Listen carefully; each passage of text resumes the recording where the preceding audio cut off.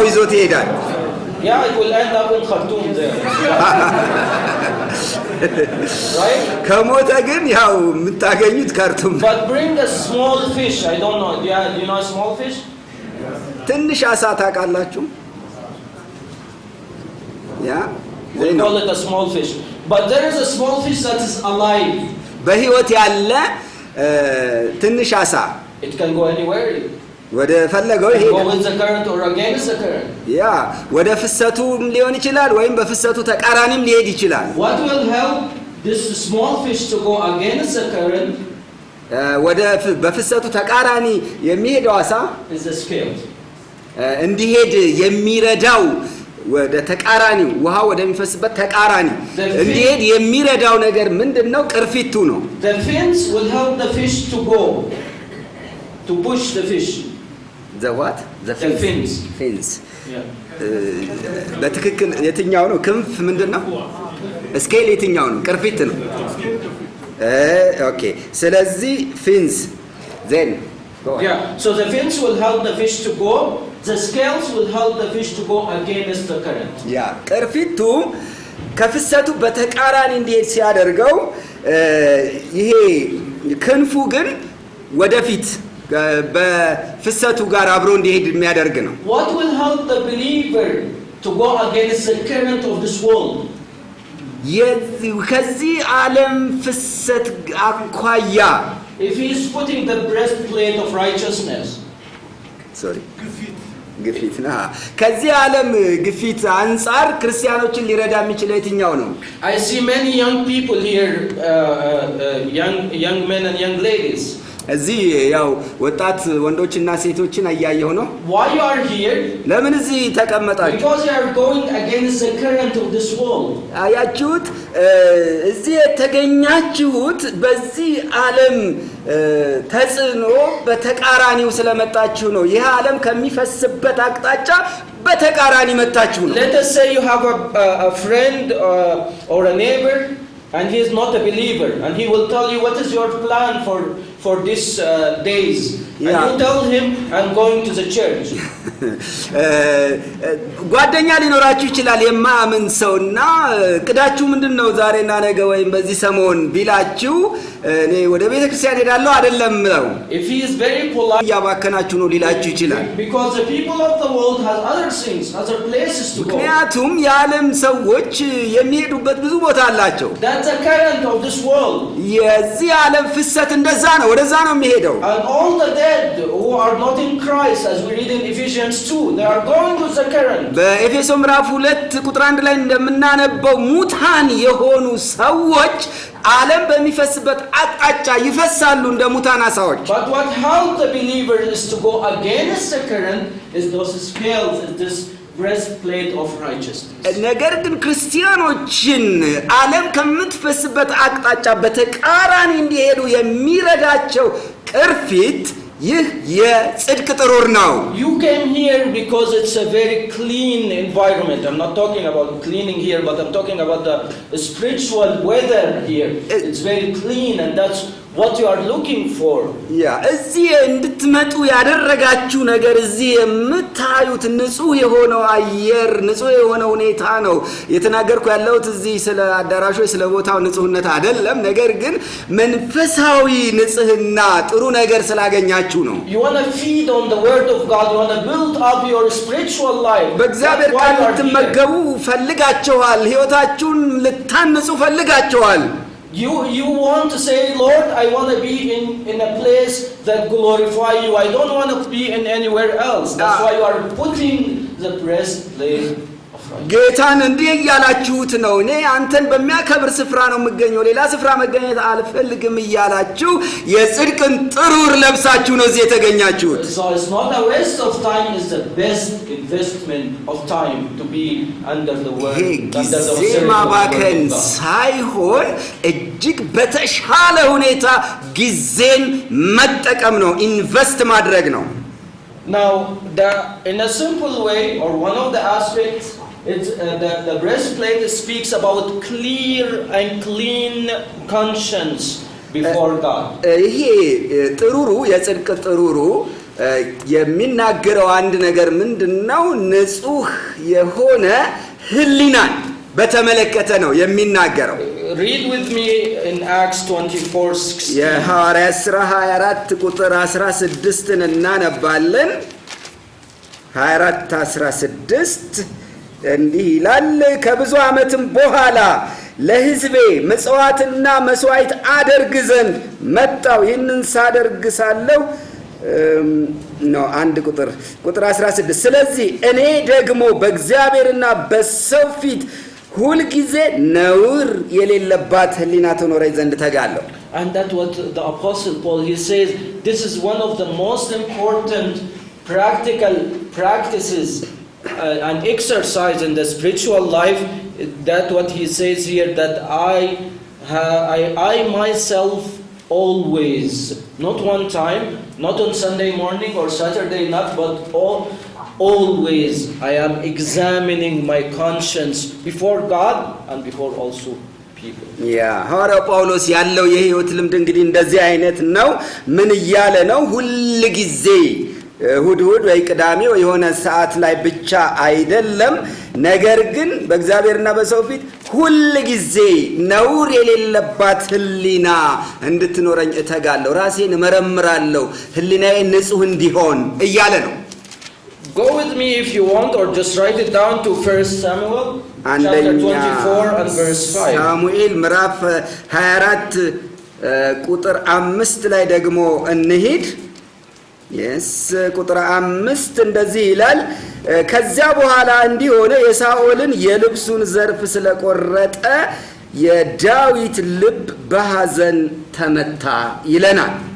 ሳሙኤል ቀዳማዊ 24 ቁጥር 5። Maybe the sisters would know this more. When you go to the market, do you go to the market to buy tomato or potatoes, or your wife? She. See? So when you go to the market, when the sisters go to the market and buy tomatoes and potatoes and what else? What do you like more? ቲማቲም፣ ድንች፣ ምንድነው ሌላ የምትወዱት? ለመግዛት እህቶች በሚሄዱ ጊዜ there is a special scale, special weight for that.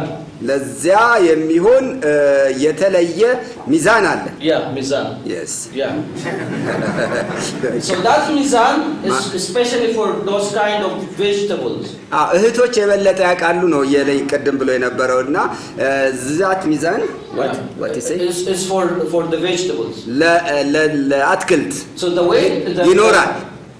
So the tomatoes on this side and the weight on this side. በዚህ በኩል ቲማቲም አለ፣ በዚህ በኩል ደግሞ ሚዛኑ ይሄ ምንድነው?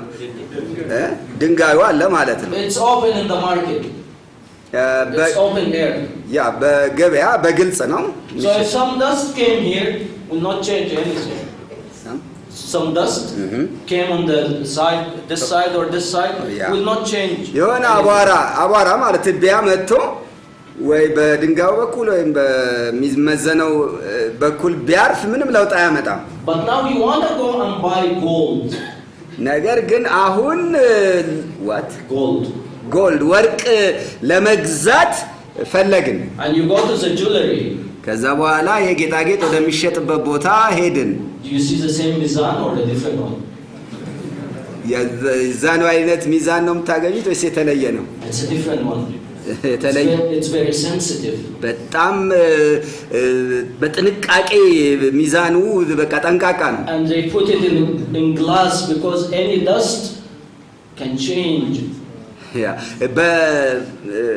በግላስ ማለት በመስተዋት ውስጥ ነው የሚያደርጉት። ምክንያቱም የሆነች አቧራ ብታርፍበት ትንሽም ቢሆን ለውጥ ልታመጣ ትችላለች። So David here in verse 5 that we read, he cut just a piece of the robe or the garment of Saul. Just a small piece, just cut a small thing. Like this. ዳዊት እዚህ ላይ አሁን ባነበብነው ክፍል በመጽሐፈ ሳሙኤል ላይ የሳኦልን የልብሱን ዘርፍ ትንሽ ነው፣ በጣም ትንሽ በቃ ቆረጠ። We read that David's heart troubled him. ከዛ ምንድነው ያነበብነው? የዳዊት ልብ በሐዘን ተመታ ይላል። Now when you go to all the mess that happened in chapter 11 and chapter 12 of the same chapter, just because of the time we don't want to go there. Yeah. ውጤቱን እዚሁ አንደኛ ሳሙኤል ምዕራፍ 11 12 ላይ ባሉት ጥቅሶች ትመለከታላችሁ። ከዛ በኋላ የተከሰተውን ነገር when he committed adultery and he killed and he did all the mess that he did. ያው ባመነዘረ ጊዜ እንዲሁም ያ ኦሪዮን ባስገደለ ሌላም ብዙ ነገሮችን በሰራ ጊዜ የሆነውን ቀውስ ታነባላችሁ። See what it says here in chapter 12 and verse 12 ቁጥር 7 ላይ ያለውን እንየው። ሁለተኛው ነው ሁለተኛ ሳሙኤል ምዕራፍ 12 ቁጥር 7 ላይ after Nathan the prophet told him the story, he said you have to do this and you have to do that. What about you, David? Then Nathan told him, you are the man. Yeah. እንግዲህ ያው ዳዊትን ጠይቆ የመለሰለት ነገር አለ ለናታንና እንደዚህ ይሄንን ያደረገ ሰው ያው በምሳሌ ነገረው ማለት ነው። የሞት ልጅ ነው እያለ በሚናገርበት በዛ ሰዓት ላይ ናታን ምንድነው ያለ? ያ ሰው አንተ ነህ አለው። In 1 Samuel 24 he was using that gold scale. His conscience was free, was sensitive before the Lord. He was putting exactly the breastplate in the right way. አንደኛ ሳሙኤል 24 ላይ ቁጥር 5 ላይ ምንድነው እያየን ያለ ነው? በቁጥር 5 ላይ አይተን የነበርነው ነገር ምንድነው? ዳዊት ሚዛኑን በትክክል ተጠቅሟል ማለት የጽድቁን ጥሩር ለብሶ ነበረ። ያችን ነገር እንኳን ስላደረገ የንጉሱን የልብስ ዘርፍ ስለቆረጠ እንዴት አዝነው። Later in 2 Samuel chapter 11 he was using the other kind of scale. ያ በኋላ ግን በሁለተኛ ሳሙኤል ላይ ያው ደፈረ ያንን ብራስፕሌቱን ማለት የጥሩሩን አወለቀ ማለት ነው ባትሪ ስለሆነ so he committed a lot of bad sins. He committed adultery, he killed, and he didn't feel anything. He didn't feel that he's doing anything wrong. ምንም ስተት እንዳልሰራ ነው ሲሰማው የነበረው። ልቡ በሐዘን አልተመታም። በዚህ በምዕራፍ 12 ላይ ስንመለከተው ማለት ነው። May the Lord help us. እግዚአብሔር ይርዳን to examine our conscience before the Lord.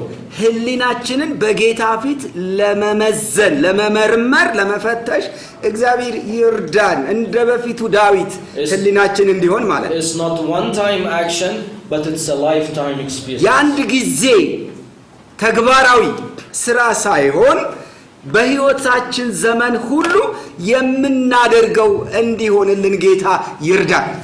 Now the breastplate, it's also attitudes of the heart. የዚህ የጽድቅ ጥሩሩ ጉዳይ የልብ አመለካከት በልባችን ውስጥ ያለውን እይታ ጭምር የሚያሳይ ነው። የልብ ጠባይ In Colossians ቆላስይስ 3:12 ላይ እናንብበው። እንግዲህ እንደ እግዚአብሔር ምርጦች ቅዱሳን ሆናችሁ የተወደዳችሁም ሆናችሁ ምሕረትን፣ ርኅራኄን፣ ቸርነትን፣ ትሕትናን፣ የዋህነትን፣ ትዕግስትንም ልበሱ። እርስ በርሳችሁ ትዕግስትን አድርጉ። ማንም በባልንጀራው ላይ የሚነቅፈው ነገር ካለው ይቅር ተባባሉ። So here he encouraged them to put this attitude of life, this kind tender heart toward others. አያችሁት? እዚህ ላይም መልበስ ያለባቸውን የልባቸውን ሁኔታዎች ነው እዚህ ጋር እየገለጸ ያለው። ለምሳሌ እንደ ምሕረት፣ ርኅራኄ፣ ቸርነት፣ በጎነት የመሳሰሉትን ልብሶች እንዲለብሱ የጽድቅ ልብሶች ናቸው። የጽድቅ ጥሩር And in 1 John 3 አንደኛ ዮሐንስ ምዕራፍ 3:17 ላይ 17 he encouraged the believers. አንደኛ ዮሐንስ 3:17 ላይ አማኞችን ሲያበረታታ እንደዚህ ይላል። ነገር ግን የዚህ ዓለም ገንዘብ ያለው ወንድሙም የሚያስፈልገውን ሲያጣ አይቶ ያልራራለት ማንም ቢሆን የእግዚአብሔር ፍቅር በእርሱ እንዴት ይኖራል ይለናል። So the breastplate of righteousness is not only the negative thing that we run from immorality or sins of this world, but it's also a positive thing which is represent the life of Christ in example for us. የጽድቅ ጥሩር የምንለው ነገር እንግዲህ ዝም ብሎ አሉታዊ ነገሮችን የምንለያቸውን አሉታዊ ነገሮችን የሚመለከት ብቻ ሳይሆን ክርስቶስ ኢየሱስን ሕይወት የሚመስል ማድረግ ያለብንን አዎንታዊ ነገርም የሚያመለክት ነው። እዚህ ላይ ፍቅር ተገልጿል። Also in 1 Peter አንደኛ ጴጥሮስም ላይ 5 ምዕራፍ 5 ላይ ነው። ምን ይላል? ጎበዞች ሆይ ለሽማግሌዎች ተገዙ፣ ሁላችሁም እርስ በርሳችሁ እየተዋረዳችሁ ትህትናን እንደ ልብስ ታጠቁ ይለናል። Earlier in Joshua, when we read before, going to Jericho, they were in a very important city called Gilgal, and Gilgal in the Bible speaks about self-condemnation. በኢያሱ መጽሐፍ ውስጥ ወደ ኢያሪኮ ከመሄዳቸው በፊት እስራኤል ሰፍረውባት ስለነበረች ስለ አንድ አስፈላጊ ቦታ እናነባለን። እርሷም ጌልጌላ ናት።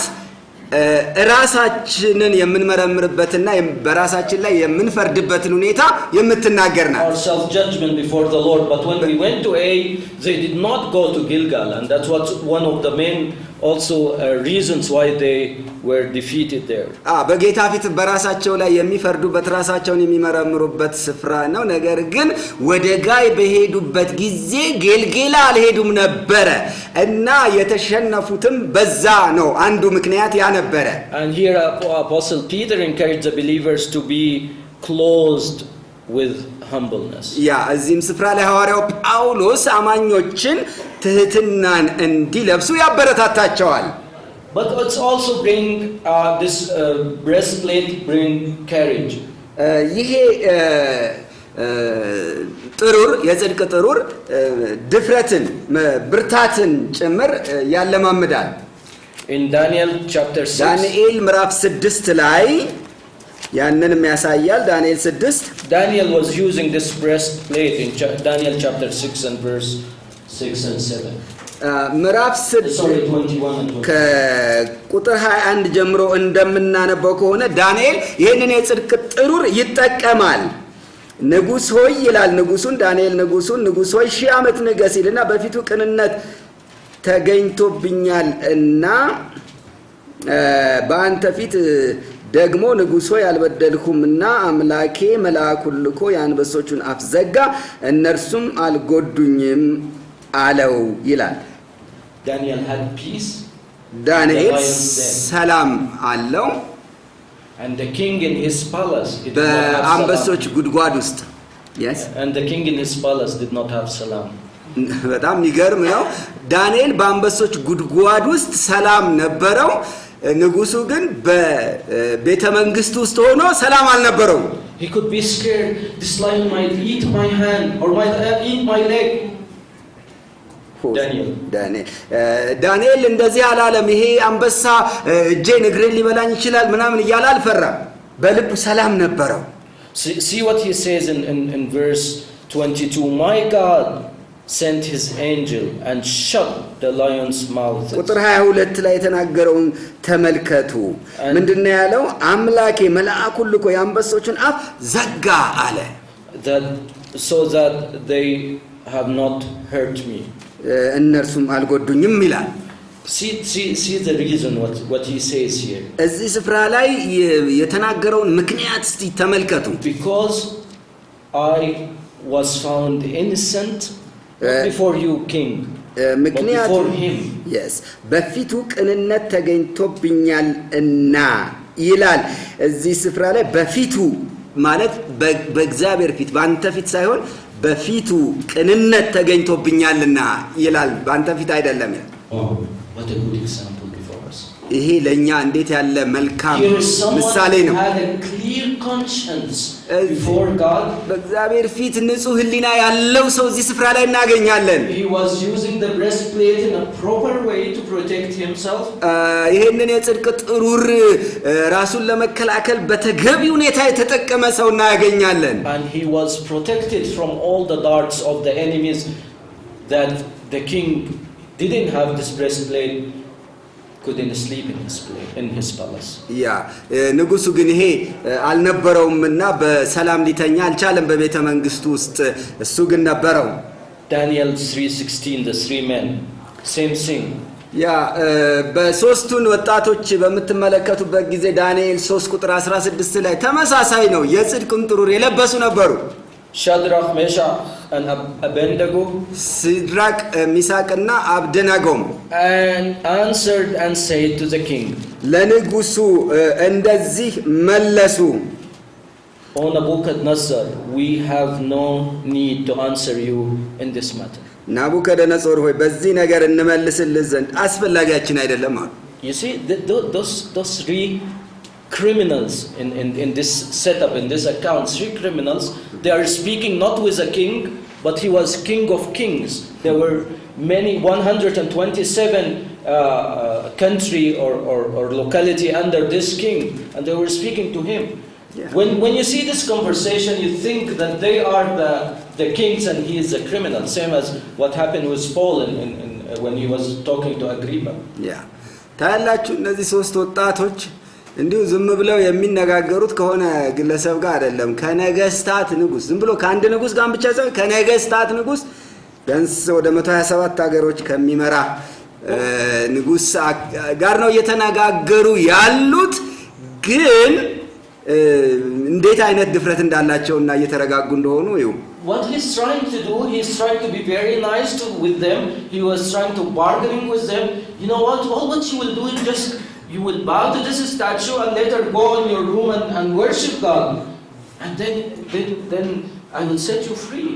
But then they answered him and they didn't tell him, you know what, just give us some time, let us discuss it together, and let us see this or see that.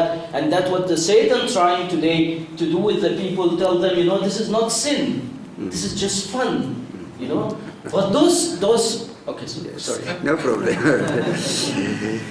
Well, ያው እንግዲህ የቃል በቃል ሳይሆን ሐሳቡን ካገኘነው ብዬ ነው። ምንድነው እነዚህ ሶስት ወጣቶች ጋር ንጉስ እኮ እየተደራደረ ነው። ምንም ማለት አይደለም።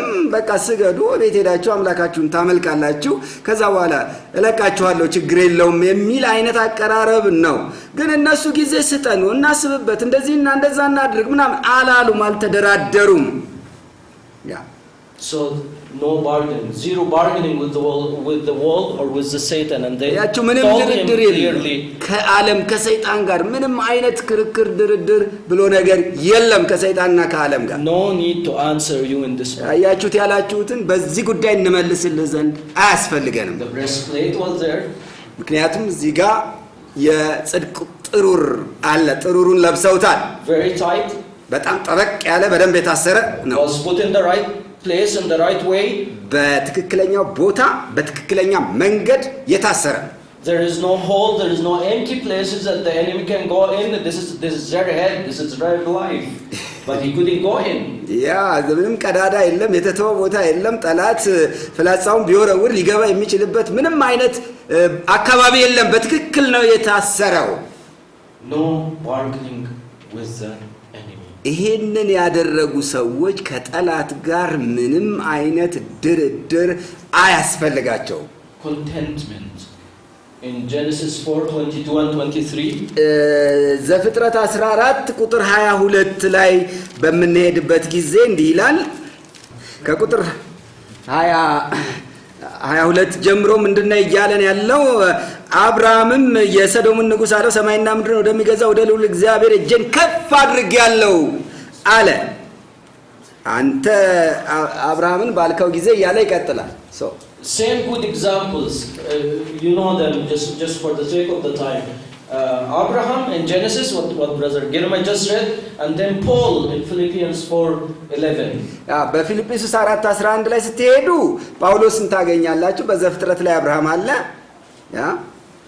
The things of this world, what the world offer, doesn't end. ይቺ ዓለም እንደሆነ የምታቀርበው ነገር ማለቂያ የለውም። So today you go to the market, you buy a nice phone, and this is the latest version, you get it and you're so happy with your phone. ወደ ገበያ ስትሄዱ በቃ ይሄ በጣም ዘመናዊ አሁን በቅርብ አዲስ ብራንድ ነውና ግዙት ምናምን ይላሉ። Give it few months, ጥቂት ወር ደግሞ እስቲ ትንሽ ቆይ newer one come, ብትሄዱ and then your phone worth nothing. ያ እንደዛ ድንቅ የተባለው ስልክ ከጥቂት ወራት በኋላ ምንም ጥቅም አይኖረውም። With everything in the world, same thing.